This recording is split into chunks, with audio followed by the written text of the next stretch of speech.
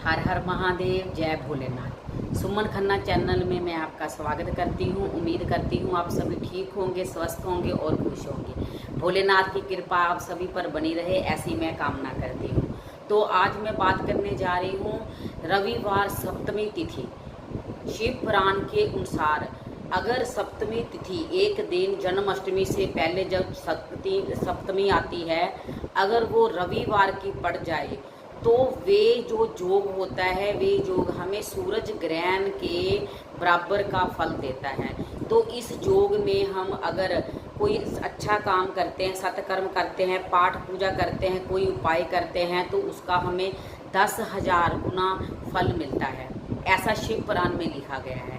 तो इस बार के बहुत ही दुर्लभ संयोग में भोलेनाथ की कृपा से हमें ये योग प्राप्त हो रहा है। इस बार रविवार की सप्तमी तिथि आ रही है, तो मैं आपसे ये निवेदन करूंगी कि आप इस दिन अगर ये उपाय कर लेते हैं, जब पूजा पाठ करते हैं, कोई भी सत्कर्म करते हैं, तो आपको उसका 10,000 गुना फल मिलेगा।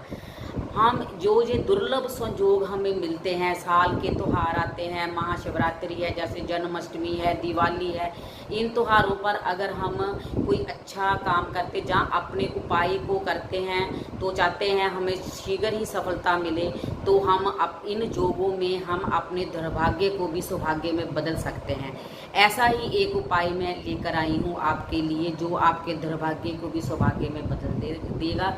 जानने से पहले अगर आपने मेरे चैनल को सब्सक्राइब नहीं किया तो प्लीज़ चैनल को सब्सक्राइब कीजिए, वीडियो को लाइक शेयर कीजिए और कमेंट बॉक्स में महादेव के चरणों में हर हर महादेव की हाजिरी जरूर लगवाइए।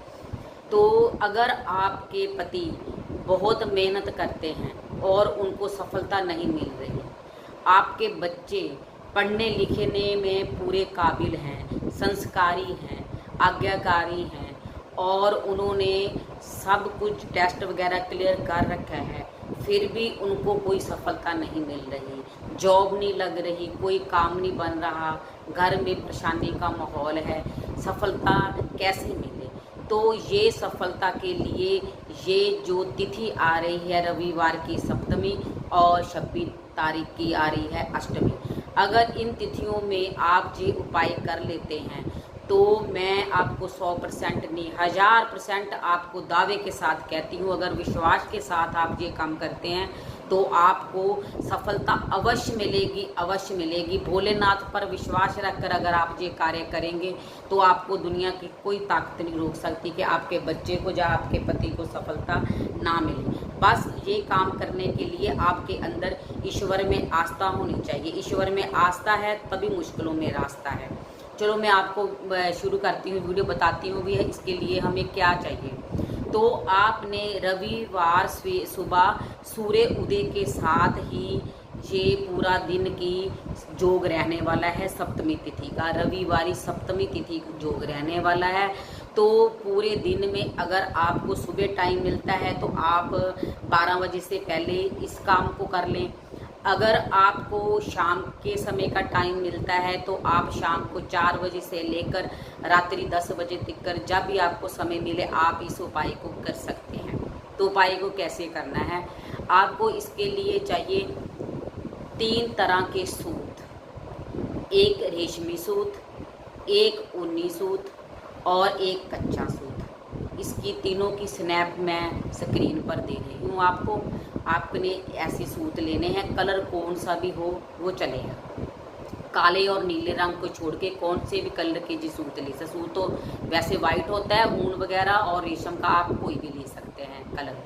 तो आपको चाहिए एक कटोरी में दूध आपको सिर्फ इतना ही लेना है जिसमें जो ये आपने जो 3 तरह के सूत लिए हैं वो डूब जाए। तो दूध में सबसे पहले आपको डाल लेनी है हल्दी, और हल्दी हो गाठ वाली हल्दी पीसी हो, दूसरी हल्दी ना हो, बाजार वाली हल्दी ना हो, गाठ की हल्दी लेकर आप उसे चाहे घिस कर डाल लें चाहे उसको पीस कर डाल लें।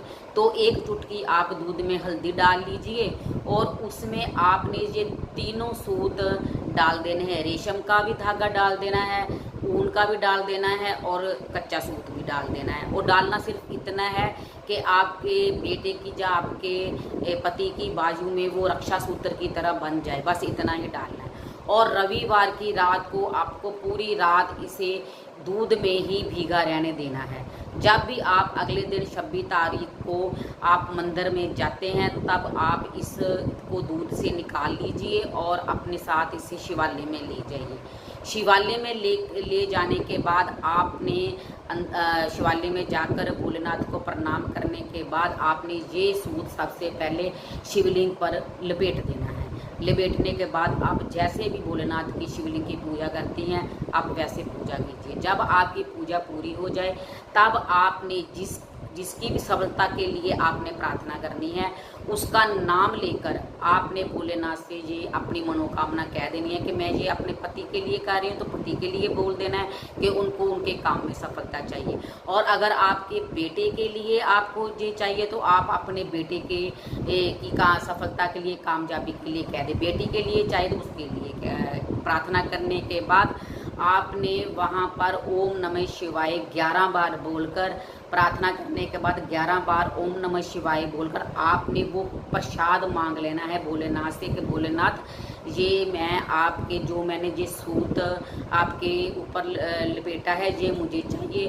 तो आप शिवालय से, शिवलिंग से वो सूत घर लेकर आ जाना है। और ये सूत आपने 26 तारीख को जब आप शिवलिंग की पूजा करके घर में वापस आएंगे तब आपने ये सूत अपने पति की सफलता के लिए किया है तो उनकी बाजू में बांध देना है, दाहिनी कलाई में आपने बांधना है। उनके बेटे के लिए प्रार्थना की है तो बेटे की कलाई में बांध देना है। ये एक तरह के भोलेनाथ का आशीर्वाद और उनका दिया हुआ रक्षा सूत्र बन गया।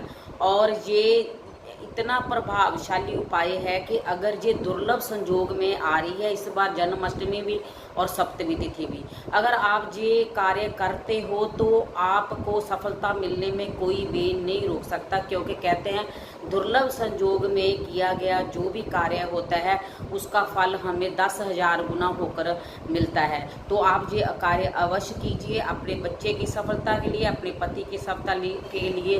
तो भोलेनाथ की कृपा आप पर जरूर होगी। तो ये रक्षा सूत्र इस बार आप जरूर बांधिए। हर हर महादेव, जय भोलेनाथ।